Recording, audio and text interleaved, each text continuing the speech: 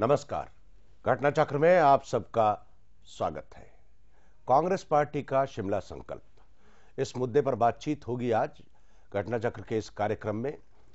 Congress party से उम्मीद थी जिस तरह की, उस तरह का कुछ हुआ नहीं। लोग सोच रहे थे कि अलादीन की तरह से, चिराग की तरह से कुछ रगड़ा जाएगा और एक नारा निकल करके आएगा और पूरा देश आंदोलित होगा उस नारे के प्रति। ऐसा कुछ नहीं हुआ। कांग्रेस अभी फूंक फूंक के कदम रख रही है। कोई नारा नहीं है। एक सूत्री प्रोग्राम बनाया है, एक लंबा चार्टर बनाया है। उस चार्टर के ताने बाने में पहले 4 राज्यों के चुनाव जो होने जा रहे हैं उस पर ध्यान दिया जाएगा और उसके बाद राष्ट्रीय चुनाव की तैयारी में जुट गई हैं सोनिया गांधी, उसकी तैयारी की जाएगी। चुनाव किस मुद्दे पर लड़े जाएंगे, क्या खाका होगा, इसकी तस्वीर आने वाले दिनों में साफ होगी। लेकिन 2-3 चीजें बड़ी साफ कर दी है कांग्रेस पार्टी ने। एक तो नेता सोनिया गांधी रहेंगी, प्रधानमंत्री की उम्मीदवार सोनिया गांधी होंगी और सांप्रदायिकता के खिलाफ उनकी मुहिम जारी रहेगी। और तीसरा और अंतिम महत्वपूर्ण कदम जो कांग्रेस पार्टी ने उठाया है कि गठबंधन की राजनीति की तरफ कुछ हाथ बढ़ाने का फैसला कांग्रेस पार्टी ने किया है। खुले रूप से नहीं, हल्के हल्के रूप से किया है। कांग्रेस पार्टी का शिमला संकल्प क्या कहता है, उसका क्या इशारा है, इस पर विस्तार से चर्चा करेंगे। हमारे बीच में मेहमान मौजूद हैं। बलराम जाखड़ जी हैं, वरिष्ठ कांग्रेस के नेता हैं, लोकसभा के अध्यक्ष रहे हैं। जाखड़ साहब, आपका स्वागत है हमारे इस कार्यक्रम में। हमारे बीच में डी राजा जी हैं जो कि सचिव हैं कांग्रेस पार्टी के। राजा साहब, आपका भी स्वागत है हमारे इस कार्यक्रम में। और अरुण कुमार जी हैं, सांसद समता पार्टी। आप सोच रहे होंगे अरुण कुमार जी को क्यों बुलाया। मामला कुछ ऐसा ही है, जब अरुण कुमार जी बोलेंगे तो बताएंगे कि क्यों बुलाया है। अरुण जी, आपका स्वागत है हमारे इस कार्यक्रम में। जाखड़ साहब, सबसे पहले तो मैं चाहूँगा कि आप ही हमको और पूरे देश को बताएं कि शिमला के समझौते का, उस शिमला के संकल्प का क्या संदेश है। सीधा सा और बिल्कुल सरल संदेश है। ये है कि इस देश को प्रगति करना है, भूखमरी को दूर करना है, अपनी जो खोई हुई प्रतिष्ठा है उसको प्राप्त करना है, जो सुरक्षा की भावना इसमें प्रभावशाली हो चुकी है इस देश में उसको दूर करना है। और ये जो जिस तरीके की राजनीति चल रही है उससे निकल करके एक ऐसा भारत का निर्माण करना है जिसमें हम सुख की और सुरक्षा की और आगे प्रगति की सांस ले सकें। ऐसा हमारा संदेश है। और उसमें क्योंकि हमारा एक इतिहास ऐसा है, हमारी धरोहर ऐसी है और उस धरोहर की रक्षा का काम भी तो हमें करना पड़ेगा, क्योंकि हमारे ही पूर्वजों ने, हमारे ही कर्मनिष्ठ कर्तव्य निभा करने वाले नेताओं ने, शहीदों ने कुर्बानी दे करके इस देश की आज़ादी के लिए अपना आहुति दी थी। और उस आहुति की कुछ तो कुछ हमें लाज रखने की हमने विचार किया है। जाखड़ साहब, देखिए, कांग्रेस कोई नई ऐसी पार्टी नहीं है जो आज पैदा हुई है। उसके बारे में देश में सब लोग जानते हैं। लेकिन आप शिमला संकल्प से एक बड़ी तस्वीर साफ होकर के आई है कि ये आने वाला कोई भी चुनाव जो है आपने सोनिया बनाम अटल बिहारी वाजपेयी कर दिया है कि भारतीय जनता पार्टी समर्थक दल बनाम कांग्रेस पार्टी समर्थक दल, यानी कि BJP alliances and the Congress alliances, और उनके नेता सोनिया गांधी और अटल बिहारी वाजपेयी, इन दोनों नेताओं के बीच में चुनाव कर दिया है। यानी कि पूरे देश का आगामी चुनाव का फोकस कांग्रेस पार्टी बदलने जा रही है। तो इसमें ऐतराज किस बात का? सवाल तो ये पैदा हो कि राज कौन करेगा, सत्ता किसके हाथ में होगी और सत्ता का दृष्टिकोण क्या होगा, किस प्रकार का होगा। चलाने वाला तो और जो पार्टी है उसकी नीतियों का अनुसरण करेगा और उनके मुताबिक काम करना है, चाहे वो कोई भी हो। और उसमें कोई दिक्कत नहीं है। जब ये काम तो कांग्रेस पार्टी का है कि वो क्या करती है, लेकिन हमारा काम जो हमारे सामने रखा हुआ निशाना वो है कि हमने देश का उत्थान करना और जो कुछ आज हो रहा है उसका बदलाव लाना है। और जिस तरीके का आज सारा विसंगतिकरण हो चुका है उसका भी कुछ न कुछ निराकरण करना, ये हमारा दृढ़ संकल्प है। और इसीलिए हम 3 दिन तक विचार विमर्श करते रहे हैं किस प्रकार आज देहात में हो रहा है, किस प्रकार किसान रो रहा है, सब कुछ अनाज होते हुए भूखों मर रहा है। मैंने सन 42 में तो ज़रूर देखा था जब मैं कॉलेज में पढ़ता था कि लाखों आदमी बंगाल में भूख से मरे थे। लेकिन इस ज़माने में जब सारा कुछ होते हुए हज़ारों किसानों की आत्महत्या होते मैंने कहीं और ज़माने में नहीं देखी थी। ये पहला प्रकरण हुआ है। उस देश में से कुछ न कुछ हमें करना है कि नहीं जी। राजा साहब, आप बताएं शिमला संकल्प जो है, क्योंकि कांग्रेस ने इशारा किया है कि हम लोग अलायंस की पॉलिटिक्स करेंगे और कांग्रेस के लाइक माइंडेड या कांग्रेस को जो समर्थन देना चाहें उनकी तरफ हाथ बढ़ाएंगे। How you see that development? क्योंकि पंचमढ़ी जो रेजोल्यूशन था उससे कांग्रेस पार्टी थोड़ा सा डेविएट हुई है उसमें। From Pachmari, Congress has taken a step forward. Now Congress has become more realistic to the emerging situation in the country. In given situation in our country, no party can fight elections on its own and no party can come to power on its own. The days of single party rule have gone. So Congress has realized this situation and it has become more realistic and it is open to pre-poll and post-poll alliances fronts. That way I find significance in Simla stand of Congress party and how far they are going to implement it, take it forward, how far they are going to accommodate other parties, secular democratic parties, how far they are going to take up the real battle against BJP, that we will have to wait and see. According to my party, according to the left, what we find the main task. Not left, according to your party. No, according to my party. Yeah. According to my party, Yeah. the main task before the electorate is to fight and defeat BJP, dislodge BJP from the power, because BJP as a right-wing party with its communal agenda has been ruining the nation. So you leave it to the Congress party that whosoever they choose is the prime minister candidate, whatever the circumstances are there. No, it is for any party, every party has a prerogative to choose its leader. Congress party as a party, it has its own prerogative, it has its own right to choose its leader. And we are dealing with political parties based on political policies. We deal with political parties and our attitude depends upon the policies of a particular party. And if people give the verdict, then there is constitution to take care of all related issues and there is a constitution. And we have one constitution. We do not have a BJP constitution. But Mr. D. Raja, don't you think that the Shimla Sankalp, which they call, they are not able to evolve themselves to give a new dimension or new hope to the masses that they have something beyond what is happening in this country or what they have done. They have just reiterated, I will tell you, the total agenda in an old-fashioned way, except the just coming out to help the new alliances. That's all the new change in the Shimla Sankalp. This I have pointed out. There are two things. Now Congress party, with due respect to our Balram Jakar, one of the senior leaders of Congress party tries to change the form and the outward appearance of Congress party. In fact, I expect Congress should change the content of its entire policy structure. And in fact, I will go to an extent saying that Congress party will have to go back to the traditions of Gandhi, Nehru. And Congress party, secondly, Congress party will have to address certain serious economic issues which have become very crucial. But Shimla is totally ignorant about that.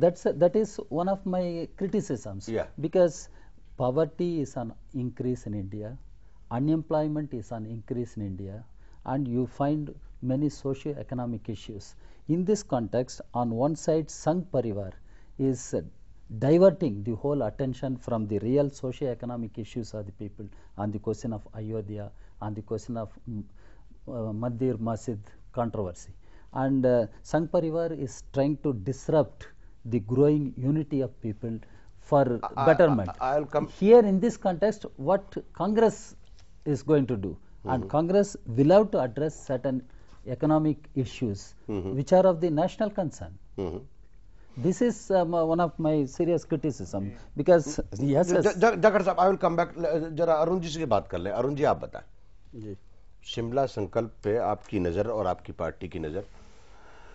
पहले तो मैं कहूँ as a सांसद, क्योंकि आपका अपनी एक व्यक्तिगत राय रहती है, तो शिमला का कांग्रेस का सम्मेलन जो है, संकल्प जो है, वो उसको कैसे नजर मतलब अगर मैं ये कहूं कि बिहार के दृष्टिकोण से शिमला संकल्प आपको कैसा नजर आता है? शिमला संकल्प में हमको कुछ नई बात नज़र नहीं आती है। एक ही बात नई नज़र आती है कि कांग्रेस जो एक नेशनल पार्टी थी जिसमें अदम्य साहस भरा हुआ था, पहले रहा हो नहीं रहा हो, लेकिन दिखता था कि अपनी ताकत से ये आना चाहते हैं सत्ता में। इस बार शिमला में पंचमढ़ी से जब शिमला आए तो इस दूरी में उन्होंने ये महसूस किया कि हमारी ताकत घटी है और हम जिस तरीके से एनडीए एक फार्मूले पर चल रहा है उस फार्मूले पर आए। लेकिन यहाँ बड़ा कंट्रास्ट है। अभी तो एक फार्मूला वहाँ बना हुआ है, प्रधानमंत्री कौन होगा उस पर कंट्राडिक्शन है, और कई सवाल हैं जिस पर प्री पोल अलाइनमेंट और पोस्ट अलाइनमेंट, ये सारी बातें हैं। इसलिए बहुत कुछ नई बात इसमें नहीं नज़र आती है हमें। जहाँ तक डी राजा साहब ने कहा कि अनएम्प्लॉयमेंट, जाखड़ साहब ने कहा कि गरीबी, किसानों की समस्या और पोवर्टी और सारा सवाल जो एक पूरे राष्ट्र के सामने जो है वो सवाल सचमुच जितना इनको संप्रेषित कर रहा है उतना ही हमको भी कर रहा है। लेकिन इनके एजेंडे में कहीं भी सोशियो इकोनॉमिक जो एजेंडा है उसमें एनडीए के एजेंडे से कोई डिफरेंट हमको दिखता नहीं। ईमानदारी से उसको यदि स्वीकार करेंगे तो नारा तो अगर मार्केटिंग की टर्म में ये कहें कि आपकी कंपनी भी वही माल बना रही है जो कांग्रेस बनाना चाहती है, they were not able to repackage और रीडिफाइन कि इनकी कमीज आपकी कमीज से सफेद क्यों है, ये नहीं बता पा रहे। हाँ, नहीं। आप मार्केटिंग टर्म में आप ये कहना चाहते हैं? बिल्कुल जाखड़ साहब यही कहना चाहते हैं जी। दृष्टिकोण की बात है जी।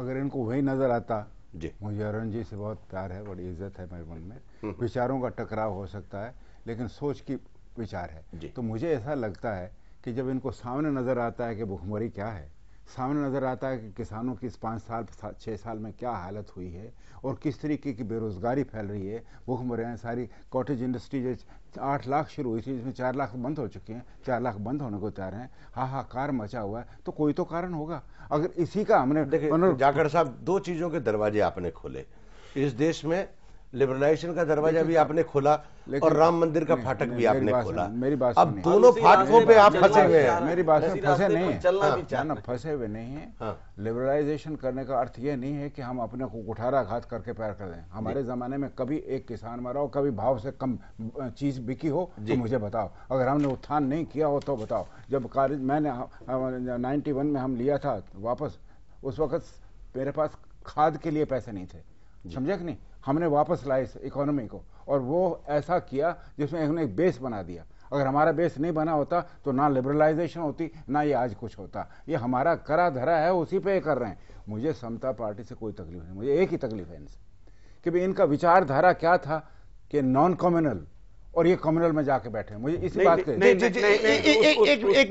उस पर हम एक अरुण जी एक मिनट, मैं ये एक बड़ा बढ़िया दिलचस्प मुद्दा छेड़ा आपने, लेकिन मैं आता हूं एक छोटे से ब्रेक के बाद लौट करके आऊंगा और ब्रेक के बाद हम लोग ये चर्चा करेंगे कि जो क्षेत्रीय पार्टियों के अंतर्द्वंद हैं उसमें कांग्रेस पार्टी और बीजेपी के साथ कैसे नए तालमेल के नए डायमेंशंस निकल करके आएंगे, क्योंकि तमिलनाडु में आश्चर्यजनक रूप से द्रविड़ मुनेत्र कड़गम ने कांग्रेस पार्टी के इस पहल का स्वागत किया है और द्रविड़ मुनेत्र कड़गम की पार्टी का एक मंत्री आज भी बिना पद के अटल बिहारी वाजपेयी की सरकार में है। एक छोटे से ब्रेक के बाद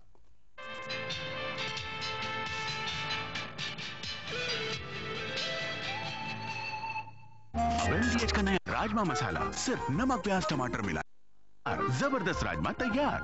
छोड़ूंगा नहीं। MDH rajma masala.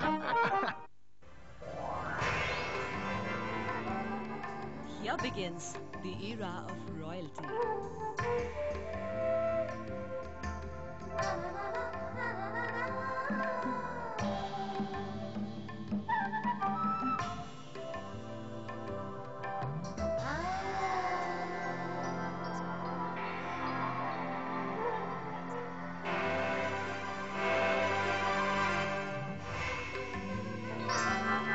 designer clothing, of course.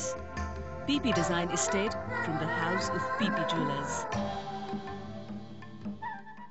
Eureka eureka, मैंने एक नया फार्मूला खोज निकाला है। अगर हम राजमा, चने, चावल, दाल वगैरह सारी रात पानी में भिगोकर रखें तो हम 20% तक रसोई गैस बचा सकते हैं। ये फॉर्मूला तो बहुत पुराना है, हमारी दादी ने हमें बताया था। राजमा, चने, दाल रात भर भिगोकर प्रेशर कुकर में बनाइए, इससे आपका टाइम, ईंधन और पैसा बचेगा।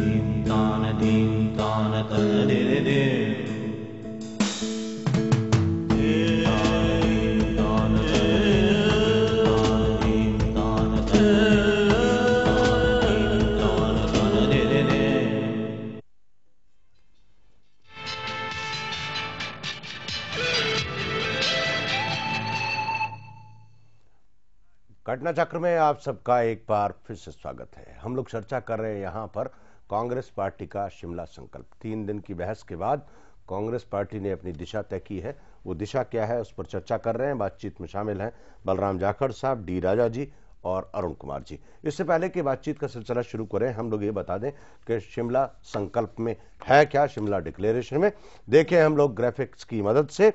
Essence of all great religions and faiths that have flourished for millennia in the country were protected and respected. Party fully prepared and ready to face the national elections anytime. Party would launch a Jan Jagran campaign across the country to expose the BJP-led NDA government.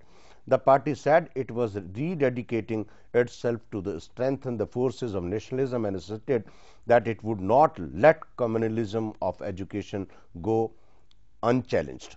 Promising people-oriented governance, rural transformation and social empowerment, the party identified core priorities as reliable power supply, cheaper credit and remunerative prices to farmers, legislation and for national rural employment guarantee.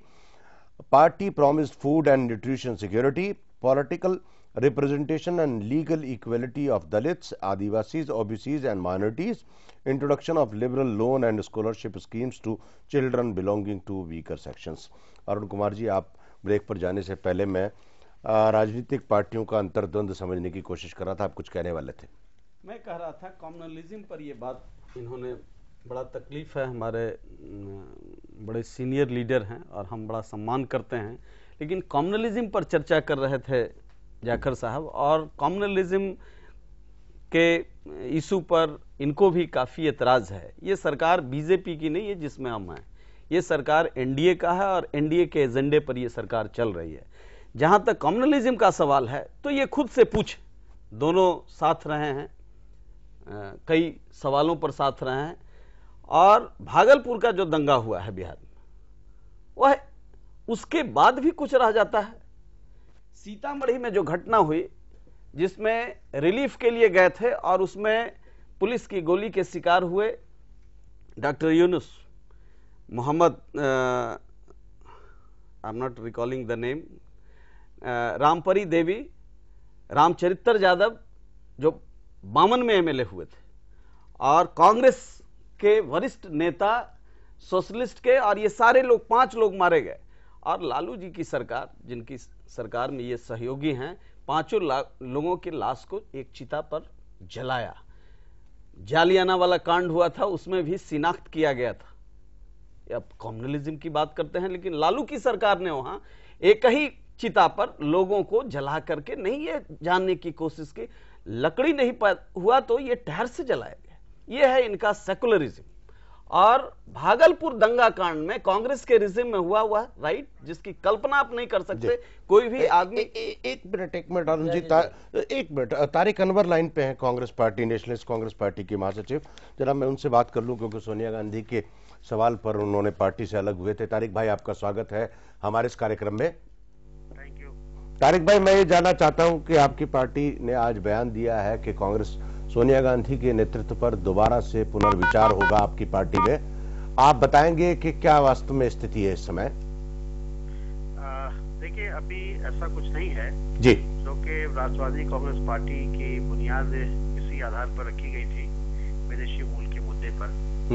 और अगर इस मुद्दे को हमारी party में कोई अगर तब्दीली आएगी, कोई बदलाव आएगा, तो इसके लिए अगर कोई अधिकृत है तो हमारी राष्ट्रीय कार्यकारिणी है और राष्ट्रीय परिषद है।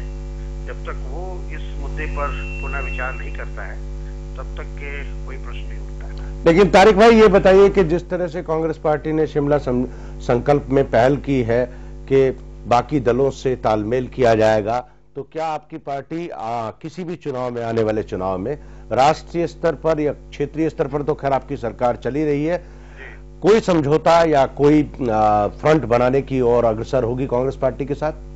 राष्ट्रवादी कांग्रेस पार्टी इसका स्वागत करती है और राष्ट्रवादी कांग्रेस पार्टी बहुत पहले से हमारा ये स्टैंड है कि जितनी भी सेक्युलर पार्टियां हैं उनको एक मंच पे आना चाहिए, और ताकि जो आज केंद्र में भाजपा के नेतृत्व में जो सरकार चल रही है, जो एक सांप्रदायिकता फैलाने का काम कर रही है देश में, वैसी सरकार को हटाने के लिए अब ये अनिवार्य हो गया है कि तमाम धर्मनिरपेक्ष पार्टियां एकजुट हों। या जो मूल मुद्दा है, जो मूल आधार है, वो ये है कि प्रधानमंत्री सोनिया गांधी यानी कि विदेशी मूल की महिला नहीं होनी चाहिए। अगर आप प्रधानमंत्री के मुद्दे पर सहमत होकर के फ्रंट में शामिल होते हैं तो the very promise of your party goes in when, futile. कोई प्री कंडीशन के साथ कोई गठबंधन नहीं होता है जी, और किसी शर्त की बुनियाद पर नहीं होता है। और जहां तक मुझे जानकारी है कि शिमला डिक्लेरेशन में ऐसी कोई बात नहीं कही गई। जो रेजोल्यूशन हमने पढ़ा है उसमें सिर्फ गठबंधन की बात कही गई है और ये बात, इस बात का जिक्र नहीं है। मेरे पास सलमान खुर्शीद साहब का बयान है, उन्होंने बनेंगी तभी जो है गठबंधन स्वीकार होगा। जी, चलिए तारिक भाई, आपका बहुत बहुत शुक्रिया, आपने नजरिया साफ किया कि आपकी पार्टी का क्या नजरिया है। आपका बहुत बहुत धन्यवाद। जाखड़ साहब जी, I want to ask one question to our Samata party leader. Ji, He says it is NDA government and Samata party is part of that government. Actually, I want to know from him, is it really NDA government or the BJP is calling the shots in NDA government? Because it is BJP which dictates its policies. The allies, I find, they are remaining there as mute spectators, and in fact Lebron Commission is there and it is investigating, and this government goes and files an affidavit and on behalf of the government, and it claims the Ayodhya issue is a question of faith, and Mr. Advani, Mr. Joshi, Dr. Joshi and others are not at fault. And do they agree with that? If Samata, that is the stand of Samata, then you ask BJP to revise that affidavit. If you call it is NDA government, no, you have not said. Officially you have not said. If that is number one question. So it is BJP which is calling shots in NDA. Other allies, they are helpless, hopeless, and they do not assert their individual identity, and they are compromising their ideology. And I question Samata party and I question other parties. So it is number one. Number two, if you come to the economic policies, he is accusing Congress. I do accuse Congress party, because it is Congress party which introduced all these new economic policies, privatization, liberalization and globalization, and all this structural adjustment program. It was not a strategic oriented program, it was a crisis driven program that was introduced by Congress party. But once Congress was removed from power, BJP came to power. What BJP is doing? They have a separate ministry for selling the public sector undertakings. What is the job of Mr. Arun Shourie and the Ministry of Disinvestment? For the first time in Indian history, a ministry has been formed to dismantle and sell the public sector undertakings, which are the people's property, which are the nation's property. What right they have got to sell the public sector undertakings?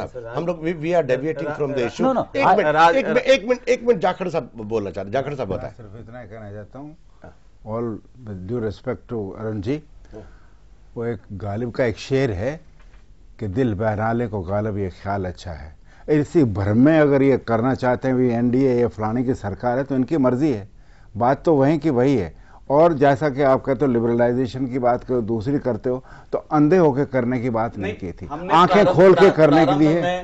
प्रारंभ में भी हमने कहा कि प्रारंभ में भी हमने कहा कि जिस बुनियादी सवालों को लेकर के आप परिवर्तन चाहते हैं उसी तरह का एक सोशियो इकोनॉमिक प्लान आपका है जो एनडीए का है। प्रोग्राम और हमारे प्रोग्राम में ऐसा विनाश कभी नहीं हुआ, जाखड़ साहब ऐसी अवनति कभी नहीं हुई, आपके ऐसी तो हमारी बेइज्जती कभी नहीं हुई। जाखड़ साहब, अजीत जोगी जिस ये वो छत्तीसगढ़ में वो कौन सी कंपनी है, बाल्को की बात कर रहे हैं, बाल्को की बात जी, जिस बाल्को के लिए इतना हंगामा किया उस बाल्को को जमीन देने के लिए दोनों हाथ से तैयार हैं। आज बाल्को अच्छा हो गया जी।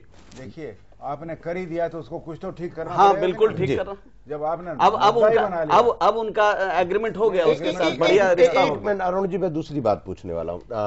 जाखड़ साहब, शिमला संकल्प में जो कोalition की पॉलिटिक्स होती है, जो कि तारिक अनवर साहब ने इशारा किया, तारिक अनवर साहब ने कहा कि भाई कोalition की पॉलिटिक्स में प्री डिटरमाइंड कुछ नहीं होता है, लेकिन मेरे पास अंबिका सोनी का बयान है, प्रमोद तिवारी का बयान है, सलमान खुर्शीद का बयान है, जिसमें उन्होंने कहा कि भाई हमारे प्राइम मिनिस्टर की कैंडिडेट तो सोनिया गांधी होगी और उसके बाद हम अलायंस की बात करेंगे। मेरी बात सुनिए जी, प्रजातंत्र है ना जी, अगर इसमें आप विश्वास करते हैं, हर एक पार्टी को हक है वो उसने क्या करना है, और अलायंस करेंगे तो पहले बात भी करेंगे कि हमने क्या क्या करना है, हमारा एजेंडा क्या होगा, उसके बाद में तय करेंगे भी कौन कहाँ बनता है। ये तो हमारी पार्टी का सवाल है, इसमें किसी को दखल देने क्या जरूरत। तुम्हारे घर में कौन चौधरी हो ये तुम क्यों करते हो भाई, ये तो हम करेंगे। नहीं, आपके घर में कहें मैं किसी को बनाओ, आपकी पार्टी की अध्यक्ष सोनिया गांधी, किसी कोई आपत्ति नहीं है, लेकिन जब आप जॉइंट फ्रंट बनाते हैं तो आप ये कह सकते हैं कि भाई जब सब लोग इलेक्ट होकर के आएंगे तो उसके बाद प्रधानमंत्री की बात करेंगे। साथ बात होगी तो हमें क्या, उनको जब हमें कोई एतराज नहीं है किसी पे जी कि भाई आप किसको करें, आप किसको नेता बनाते हो, किसको मुख्यमंत्री अगर आपकी पार्टी किसी सूबे में आते हो तो बनाते हो, हमने किसी को नहीं पूछा तुम्हारे मुंह में दांत कितने। तो दूसरों को प्रजातांत्रिक हक छीनने का किसी को क्या हक है। मैं ये कहना चाहता हूं हम प्रजातंत्र है और उसके कायम रखना हमारा धर्म है, क्योंकि हम प्रजातंत्र लाएंगे। एक बात और है, इस पूरे शिमला संकल्प में एक दो बातें तो बिल्कुल नदारंद है, खास तौर से विश्व हिंदू परिषद या भारतीय जनता पार्टी या तमाम जो लोग जो मुद्दे निकल करके आ रहे हैं कि राम मंदिर बनाने के लिए कानून बनना चाहिए, इस मुद्दे पर शिमला संकल्प जो है बिल्कुल शांत रहा। नंबर दूसरा, क्यों शांत क्यों है, सामने कह तो दिया हमने जी कि कानूनी तौर पे जो होगा होगा। देखिए हम किसी धर्म के, अब मैं हिंदू हूँ और मुझे गर्व है कि मैं हिंदू हूँ, लेकिन मेरा हिंदू तो ये नहीं कहता कि मैं मंदिर नहीं जा सकता, मेरा हिंदू तो ये नहीं कहता मैं किसी को गाली दूं, किसी का सर फोड़ूं, किसी को मारूं, नहीं, ये गलत बात है। हम सबका आदर करते हैं, कोई मतलब नहीं है। मैं तो इसे एक बात में हैरान हूँ कि कांग्रेसी कोई कहीं चला जाए, नेता कांग्रेस चला गया, अरे भाई वो जहां जाएगा तो क्यों नहीं पूजा करेगा, तुम्हें क्या बाप का लेना देना। बात तो सवाल इस बात का पैदा होता है कि हमारे मन में क्या है, दूसरों के प्रति आदर है कि नहीं, सद्भावना है कि नहीं, हम अस्तित्व की बात करते हैं कि नहीं करते। ये देश हमारे सबका है कि नहीं है, और इस देश को तोड़ करके बिगाड़ करके बच्चों को कत्लेआम करके आप इसमें बनाना चाहते हैं, आप खून की होली खेल के देश का सर्जन करना चाहते हैं। ये कौन से ग्रंथ में लिखा है, कौन से अध्याय में लिखा है, कौन से, मुझे तो समझ नहीं आया कहाँ लिखा, तो इसलिए हम उसके खिलाफ। डी राजा, आप मुझे बताएं, are they not soft on this Hindutva issue? Question of softness sir, where does it arise? This is something very misinterpreting. Why I am ashamed of being a Hindu? नहीं, मैं तो ये नहीं कह रहा हूँ। Why should it be? देख, एक बात बताइए, anybody is not there, ji, let them be have their own religion, let them be proud of them. मुसलमान हो, सिख हो, ईसाई हो, बौद्ध हो, कोई भी हो, अपना धर्म में बिल्कुल मान करें। Controversial chapter has been started by the Congress. No sir, it is not. Jakhar साहब, है तो कैच 22 वाली सिचुएशन। देखिए जिस तरह से पिछले एक महीने से एक मुद्दा बड़ा साफ निकल करके आया है, उस पे समता के लोग आपकी मदद करेंगे आने वाले दिनों में कि राम मंदिर बनना है। सुबह का बुरा शाम को घर आएगा। नहीं, राम मंदिर बनना है और राम मंदिर के लिए इस देश में वोट मांगा जाएगा। उसमें आप कहेंगे कि हम धर्मनिरपेक्ष हैं, हम राम मंदिर नहीं बनने देंगे। हमने ये कब कहा? हमने तो कहा कानून बना देगा, इजाजत दे बनाए, झगड़ा क्या है इसमें? हमने तो कह दिया साहब, आप उसको क्यों मिसइंटरप्रेट करने जा रहे हैं? हमने एक कहा है कि हम मानने। मैं एक मिनट राजा साहब, मैं बिल्कुल क्लियर जो कांग्रेस पार्टी ने कहा है, सोनिया गांधी ने, मैं वो पढ़ के सुना देता हूं ताकि कंफ्यूजन दूर हो जाए। Let's go. शिमला कॉन्क्लेव में सोनिया गांधी जी ने क्या कहा? Our aims are clear, commitments are strong, and we have to go to the people with a great confidence so that we get their support for our policies and programs. Congress party would be prepared to enter into an appropriate coalition or alignment with secular parties in the next general elections. Taking into account the present political scenario, Congress would be prepared to enter into appropriate coalition or alignment with secular parties on the basis of mutual understanding, but without compromising with its basic ideologies. On the Ayodhya issue, Sonia said the party was clear and consistent that the dispute must be resolved through courts and all parties must abide by the verdict. Gandhi said Congress was firmly committed to the protection of places of Worship Act 1992 enacted by the government, which freezes the statute of all places of worship other than Ayodhya on the 15th August 1947. The prevailing situation in the country makes it incumbent on all secular forces to intensify their efforts to evolve a strategy for combating communalism and religious fundamentalism and ensuring defeat of the BJP and its allies. We have to go to the masses so that in the coming times our policies, ideologies and programs are able to garner support from all sections of the society. देखिए सलमान खुर्शीद साहब ने क्या कहा. She is the natural leader. She is our candidate for Prime Minister. Ambika Soni. Sonia Gandhi talked to the Congress leaders about a new vision of the party, and our focus is on the marginalized section of society and we want plans for them to be implemented. मैं BJP spokesman और लालू यादव की बात बाद में करूंगा, लेकिन जाखड़ साहब, D राजा साहब, आप मुझको ये बताएं कि in a political language there are terms which you refer for the masses. Yeah. The BJP in a implied fashion, they are not saying it directly, but through VHP they are making it very clear to the nation that we will fight this election on the Ram Mandir issue. And though they are not, BJP is not saying, I am again repeating it. I understand.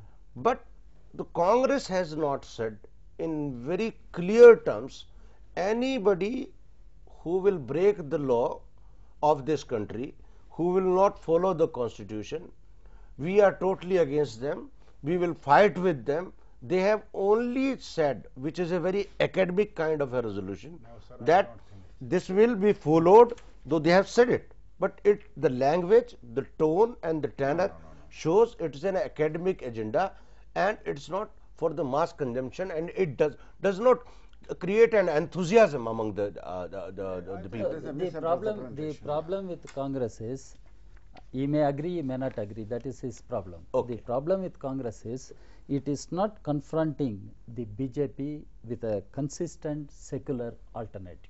Right. That is my understanding of Congress position. Yeah. Now it is time Congress has to take up the battle to confront BJP with presenting a secular alternative. There is no question of hobnobbing or soft pedaling on certain crucial issues. Now Ayodhya issue and Sangh Parivar claims it is a question of faith, and even Ms. Shankaracharya went to the extent telling the Muslims to surrender, submit and hand over not only Ayodhya, Mathura and Kashi, everything. एक बात और भी है, बिल्कुल राजा साहब आपने बिल्कुल ठीक कहा, उस सवाल पे मैं आता हूं, लेकिन अरुण जी मुझको आप ये बताइए कि जिस तरह से पूरा चक्र चल रहा है कांग्रेस पार्टी को, अगर आप उस नजरिए से, मैं सिर्फ आपको बिहार से स्टिक करना चाहता हूं क्योंकि आपकी लड़ाई लालू यादव से है, कांग्रेस से नहीं है, और मैं एक सवाल और करना चाह रहा हूं कि अगर मान लीजिए इन केस कांग्रेस पार्टी की तरफ से, जाखड़ साहब आपसे हाथ मिलाते हैं कि देखिए जो हुआ सो हुआ, बीतीता है वितार दे, लालू को छोड़िए, हम लोग चुनाव में समता से माइनस बीजेपी और माइनस लालू अलायंस करना चाहते हैं, तो क्या लग रहा है कि समता पार्टी कहां जाएगी? इनकी ऐसी भूमिका है जिसमें इस भविष्य में क्या होने वाला है इस पर अभी कल्पना करना कोई मायने नहीं। पर आप हिचकिचा रहे हैं, आपको लग नहीं रहा है कि जितने परेशान आप बीजेपी से हैं, जितने परेशान लालू से हैं, उतने परेशान बीजेपी से वे हैं, और कांग्रेस एक इशारा करेगी तो सारी समता पार्टी दलबल से चली जाएगी? ये आपकी सोच है, इसमें मैं कुछ नहीं कर सकता। नहीं, पर आपकी हंसी तो बता रही है उसमें कुछ ना कुछ तथ्य है। हो सकता है आप इसमें डिराइव। जाखड़ साहब आप एक बार बताइए, आप नहीं आप इनको यही क्यों नहीं ऑफर दे देते हैं? मान लीजिए कुछ ऐसा होता है कि माइनस लालू या माइनस बीजेपी कुछ कॉम्बिनेशन बनने जा रहा हो। विचारों की विचारधाराएं बदलती रहती हैं, बात होती रहती है। आज साथ हैं, कल नहीं होते हैं, तो दुनिया में बदलते भी देखें, जी। लेकिन जो हालात देश की है उसकी अनुसार अपना दृष्टिकोण हमें बदलना पड़ेगा। इस देश सर्वोपरि है, ये मातृभूमि है और इसको इससे ज्यादा अजीज और कुछ हो नहीं सकता इसको बचाने के लिए। जी, हम लोग लौट करके आते हैं जाखड़ साहब, एक छोटे से ब्रेक के बाद लौट करके आएंगे और जानने की कोशिश करेंगे कि कांग्रेस पार्टी अभी अपना गुरु मंत्र बताने से हिचकिचा क्यों रही है। छोटे से ब्रेक के बाद।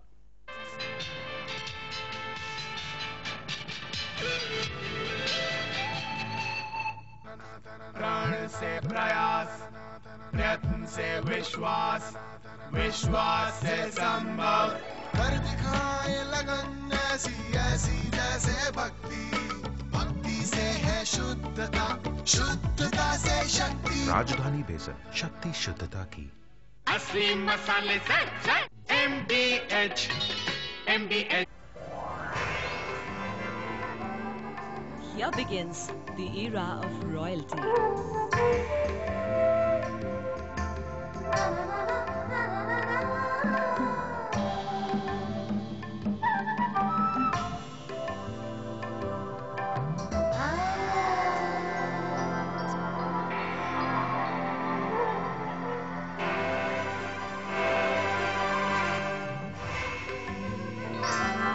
For designer clothing, of course. PP Design Estate from the house of PP Jewelers. Life was a constant struggle. Now she is confident of her future. Concern India Foundation strives to give the disadvantaged a better future with your help. देश की राजधानी कितनी बेहाल, कितनी बदहाल और कितनी खुशहाल। क्या है आपके इलाके में बिजली, पानी, परिवहन, सड़क और सफाई व्यवस्था का हाल? अपने क्षेत्र के पार्षद और विधायक से पूछें सवाल। रात 10 से 11 बजे सोमवार से शनिवार। राजधानी। आखिर कौन है इन सब के जिम्मेदार? आपकी तरक्की के संघर्ष में आपका हमसफर जैन टीवी।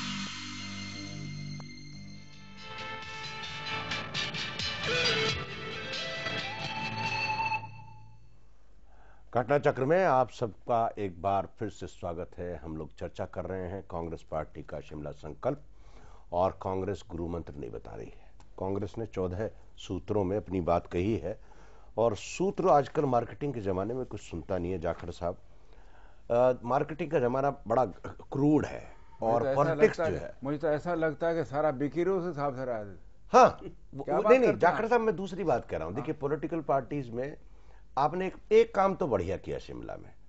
आपने अपने ब्रांड का मार्केट चीफ एग्जीक्यूटिव अफसर बता दिया कि शी इज अवर सीईओ, लेकिन ब्रांड नहीं बताया। आप उसको ऐसा बात करते हैं जी। हर एक पार्टी अपना नेता खुद चुनती है जी, तो उसमें आपको क्या नहीं, मुझे कोई आपत्ति नहीं है, मैं तो दूसरी बात कर रहा हूं। पर आपने ये नहीं बताया कि ये सीईओ ब्रांड क्या बनाएगा, ब्रांड कौन सा बनने जा रहा है? ये जो हम भारतीय ब्रांड बना रहे हैं, कांग्रेस बनाया, हमेशा बनाती रही। इस देश का सारा ब्रांड हमने आजादी का हमने बनाया। आज इस बात को आप नहीं, अभी देखिए, मार्केट में सवाल गड़बड़ ये हो गई है कि जो कांग्रेस रूपी ब्रांड है उसके बारे में लोगों को शक पैदा हो गया है। उसकी या तो रीडिजाइनिंग करनी पड़ेगी या उसकी रीपैकेजिंग करनी पड़ेगी। रीपैकेजिंग की बात तो की आपने कि एलाइज मिलकर के उसकी लीपापोती करेंगे, उसको नए डिजाइन में डालेंगे, लेकिन उसमें माल क्या होगा? आप एक बार बताइए, कांग्रेस पार्टी को किसी आदमी को क्यों वोट देनी चाहिए? इसलिए देनी चाहिए कि उसने हमेशा से इस देश के लिए उत्थान का काम पिछले नहीं, पास्ट नहीं, तो और अब आएंगे तब फ्यूचर में क्या करेंगे? हम करेंगे वही जो पहले हमने किया। इस देश को खड़ा करने वाला कौन? भूख से निजात दिलाने वाला कौन? आजादी दिलाने वाला कौन? कारगर इंडस्ट्री कायम करने वाला कौन? अरे देश का काम तो कर्णधार तो हम रहे हैं जी। आप वही चीज हमसे छीनना चाहते हैं, और अब हम वही करके दिखाएंगे। पुनरावृत्ति करेंगे, पुनर्जीवन प्रदान करेंगे, इस देश का फिर मान बनाएंगे। जाखड़ साहब, अब्राहम लिंकन 40 बार चुनाव हारे तो उनको समझ में नहीं आया कि चुनाव क्या हारे। तो उनका एक ऐसी दोस्त था, जैसे मैं आपका सहयोगी कह सकता हूँ या मित्र हैं हमारे जी, कोई बात नहीं। तो अब्राहम लिंकन ने कहा कि मुझको ये नहीं समझ में आ रहा, मैं इतनी बार चुनाव लड़ा हूँ, हार क्यों रहा हूँ। तो उस आदमी ने कहा, साहब आप पास्ट की बात करते हो, आजकल पास्ट की बात कोई सुनता नहीं, फ्यूचर की बात करो। तो फ्यूचर की बात कर नहीं रहे आप। तो फ्यूचर की बात ही हम कर रहे हैं। जी। जो अब कहने जा रहे हैं वो ये कहने जा रहे हैं भाई वो जमाना फिर आने वाला है जहां आदमी आदमी रहेगा, मांस रहेगा, रोटी खाता रहेगा, पेट भरेगा, कपड़ा पहनेगा, घर से रहेगा, स्कूल में बच्चे होंगे, किसान को पैसा पूरा मिलेगा, वो भूखा नहीं मरेगा और उसका सम्मान भी वैसा होगा, उसके बच्चों को शिक्षा भी वही देंगे, पानी का बंदोबस्त भी करेंगे। एक पैसा नहीं दिया इन्होंने इरिगेशन के लिए हमारे जाने के बाद में, और उसका प्रचार करना। अरे और तो और ड्रिप और स्प्रिंकलर इरिगेशन के लिए कमेटी बना रहे हैं आज ये कि भाई हम देखें प्रभावशाली है कि नहीं। जी, क्या करना चाहते हैं, देश को हमें सूखा मारना चाहते हैं। जी, केपी सिंह है एक व्यूअर हमारे साथ लाइन पे, देखते हैं क्या सवाल करना चाहते हैं। सिंह साहब आपका स्वागत है, बताएं आपका क्या सवाल है। हाँ त्यागी साहब नमस्कार। नमस्कार। मेरा सवाल जाकर साहब से है। जी, अभी जो है इन्होंने जो गठबंधन की राजनीति के लिए जो शिमला समझौता इनका जो भी कन्वेंशन हुआ है जी, उसके तहत इन्होंने कहा कि हम गठबंधन की राजनीति करेंगे। तो इनके गठबंधन में जो जैसे आप कह रहे हैं कि बीजेपी माइनस, तो लेकिन जो बीजेपी के एलाइज रहे हैं उनका जो है सरोकार कहीं न कहीं आर्थिक नीतियों से बढ़ा रहा है। और जो आर्थिक नीतियां ही एक ऐसी रही है इस सरकार की कि जिसकी वजह से जनरल पब्लिक में उनकी प्रति रिसेंटमेंट है। लेकिन जो उनके एलाइज हैं उनके जो है जो मीगर इंटरेस्ट हैं वो उसमें सर्व होते हैं। तो क्या ये लोग इन एलाइज को अगर इनके साथ आ जाते हैं तो उनके मीगर इंटरेस्ट को सर्व न हो, ऐसे हालात में कैसे ये सपोर्ट की उम्मीद कर सकते हैं उनसे? जी, जाकर साहब बताएंगे। सीधी सी बात यह है कि जब विचारधाराओं का मिलन होगा, जब समझौता होगा, तो इस बात का भी प्रचार ठीक होना चाहिए और समझौते में ये भी साफ होना चाहिए कि जो हमारी बेसिक पॉलिसीज हैं देश के लिए उनके साथ कोई समझौता नहीं, वो तो वही रहेंगी। बाकी आपस की बातें तय होती रहती हैं, उसमें क्या जी कुछ लेना देना। राजा साहब आप मुझे बताएं, मैं जो बात कर रहा था क्लियर भी कर दिया। जी, माई पार्टी मैं आपका क्राइसिस पूछ रहा हूँ। Brand is same, chief executive officer is same, the material is same, how you will have the alliance with the Congress? No, we have not said we will have alliance because alliances are forged, fronts are constituted on the basis of certain program, certain policy framework, and there we have strong differences with Congress, particularly on economic policies. So that is that way, as CPI, as communists, we will not have alliance or front with Congress. Our main concern is now BJP has to be dislodged from power.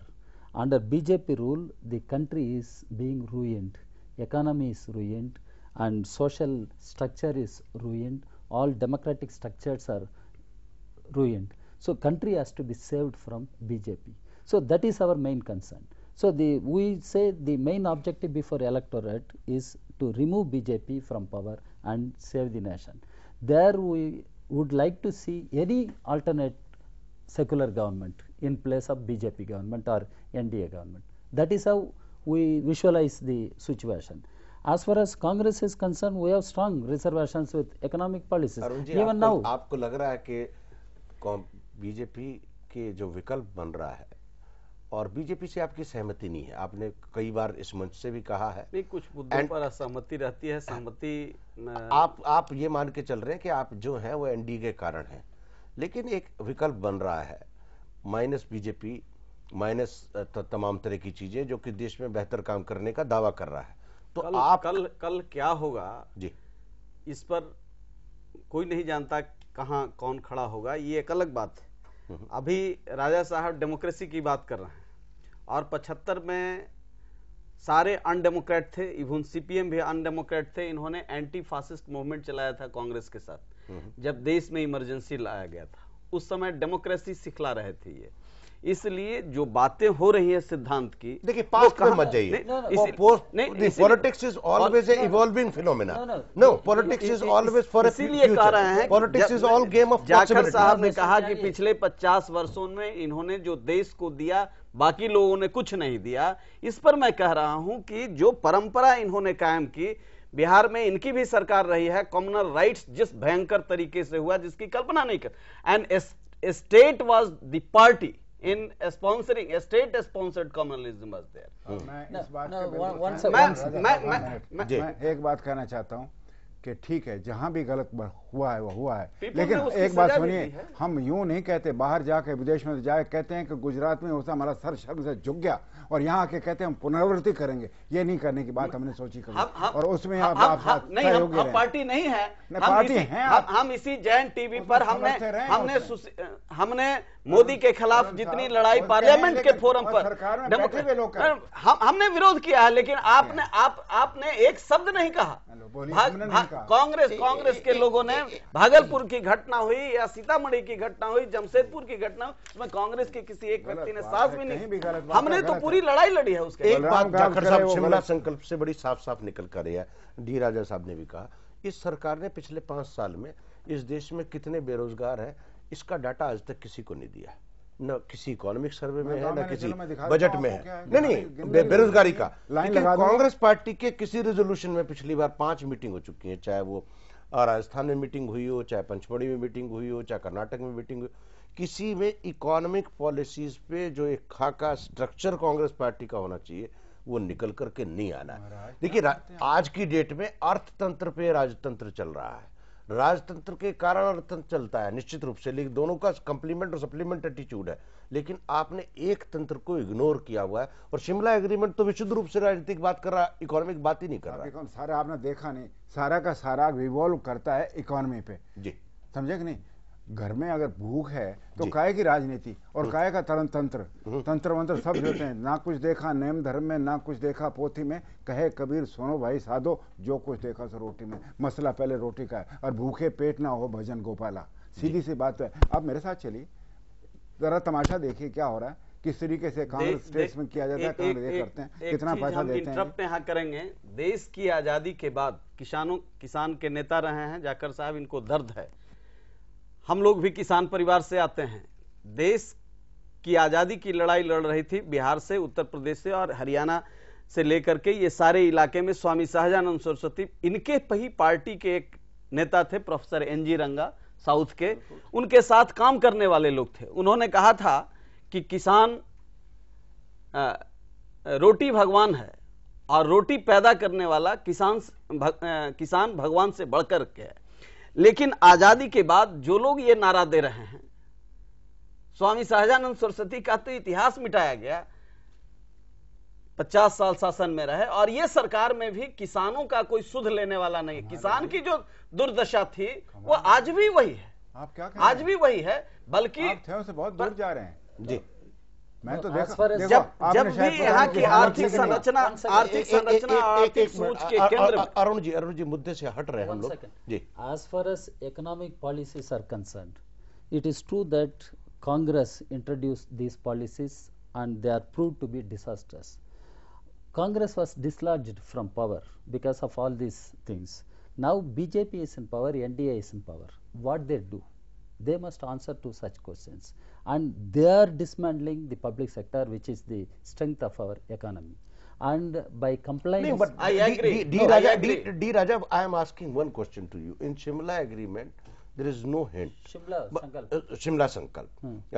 But you were also silent on that. No, you have not mentioned anything because CPI, CPM, every political party, even the DMK, is welcoming that attitude of the Congress party. What we have said, that is what I said during the course of our discussion. Sangh Parivar is diverting the whole attention from the real socio-economic issues. Number one. Sangh Parivar is disrupting the growing unity of toiling people against these economic policies. Now, who discusses the question of poverty and unemployment? Everybody from Shankaracharya down to the last man on the street, Ayodhya. This is the only issue. So, this is the sinister design of Sangh Parivar. बिल्कुल मेरे पास समय खत्म हो रहा है जाखड़ साहब। इस देश में एक धारणा प्रबल हो गई है जो कि इस शिमला संकल्प से निकल करके नहीं आई है। इस देश में RSS कहता है कि प्रधानमंत्री घोटने की जरूरत नहीं है, VHP कहती है प्रधानमंत्री को इस्तीफा दे देना चाहिए, VHP कहती है कि हम लोग राम मंदिर बनाएंगे, BJP कहती है ये NDA के अधिकार क्षेत्र में नहीं है, हम NDA को दबाव नहीं डाल सकते कि राम मंदिर के लिए कानून बनाए। लगता ऐसा है कि इस देश का विपक्ष का ताना बाना जो है वो NDA के अंदर ही है। समता पार्टी अटल बिहारी वाजपेयी का विरोध भी करती है, उसका समर्थन भी करती है। कांग्रेस पार्टी का जो विरोधी दल का कैरेक्टर है, that is subdued. marginalized and Congress party is not aggressive in raising this. देखिए सेम छक्के ने छुड़ा के सीधा पार नहीं करके दिखाएं आपको। आप कहने की बात कर, एक बात पे अरुण जी की मुझे बड़ी तकलीफ हुई कि मैं इन्होंने शायद वो जमाना नहीं देखा, जवान है कल के मेरे सामने, आपने शायद 64-65 का जमाना नहीं देखा। स्वामी जी को नहीं देखा, उनको पढ़ा, पढ़ा नहीं, हमने देखा। और मैं तो हूँ खेती करने वाला, बात मैंने देखी, खेती की है जिंदगी में सबसे सुनता। मैंने कहा 480 में पंजाब में गेहूं का राशन में हम दिया करते थे, और आप कहते हैं हम किसान के लिए कुछ नहीं किया। ऑस्ट्रेलिया से गेहूं, हरित क्रांति कौन लाया, किसान को हक किसने दिया, पानी कौन लाया, किसने खाद पैदा की, किसने नई टेक्नोलॉजी पैदा की, किसने विप्लव पैदा किया, सारा किसने करा। गरीबी रेखा के लोग नीचे गए, गरीबी रेखा के नहीं, सवाल ही पैदा नहीं होता। किसानों की नाम पैदा किया, आपको आत्माभिमान दिया, आपको सम्मान दिया। ये नहीं ठीक है जी, जाकर साहब क्या, that was Congress, no, that was Congress government mainly headed by Pandit Jawaharlal Nehru. Now Congress has deviated from those policies. That is my accusation. Congress has deviated. Yes, yes. Nehru sahab, no, the same Congress, the same Congress opened the gates for multinational companies. Yeah. The same Congress committed to WTO. The same Congress committed to globalization. But BJP came after Congress. BJP is aggressively pursuing the same anti-people, the economic policies which are not in the national interest. This is why we have been fighting against these policies. Now Mr. Arun has spoken about democracy. Yes, emergency was there. We admitted it was mistake to support emergency. And that emergency D Raja ji, जो बात आप कह रहे हैं वही कांग्रेस कह रही है। कांग्रेस कह रही है आपके एम्पलीफायर की आवाज कम है, आप हमारे एम्पलीफायर से तार जोड़ दो। मेरी बात सुनिए, WTO के खिलाफ भी हम ही बोल रहे हैं जी, ऐसा नहीं अंधा करके नहीं, आंखें बंद करके नहीं महसूस कर रहे हैं, लिबरलाइजेशन नहीं कर रहे। जाकर जी ये मिस्टर राजा साहब, मैं एक अंतिम सवाल पूछ रहा हूं, मेरे पास समय खत्म हो रहा है। राजा साहब, 1 second ji. Madam Indira Gandhi nationalized banks, insurance sector and so many other things.